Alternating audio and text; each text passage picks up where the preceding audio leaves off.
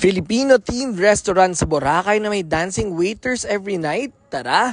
Yung mga kanoos, alam nyo ba ang nalaman ko? Yes, if mapapadpad kayo ng Station 3, don't miss trying out Subo Boracay na tapat lang ng La Carmela. They have a Filipino themed exterior at interior kung saan ang pagkayari ay parabang dinala ka sa 1905 Filipino house setting dahil sa mga makukuling na bintana, gawa sa kahoy na furniture, mga antique na kagamitan at iba pa. As old tradition, nagtatanggal din ng pangyapak ang mga bisita na kumakain dito. At pagdating sa pagkain, maaari mong matikman ang local dishes na kilala sa Luzon, Visayas at Mindanao. For Luzon, we tried their kare-kare, and for Visayas, their native chicken binakol and tomahawk and stuffed squid. At for Mindanao is their tinapa croquetas and tiola itum. While for drinks ay nagtry din naman kami ng mga cocktails and fruit drinks sila. Definitely local dish with a twist, and ma-appreciate mo talaga yung presentation in each dish.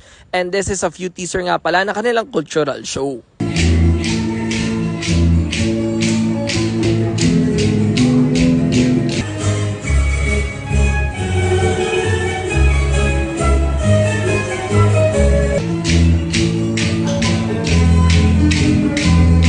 Kung pupunta kayo, they are open from 12 noon to 11 p.m. every day. O ano pa hinintay nyo? Try Subo Boracay soon. Let's go!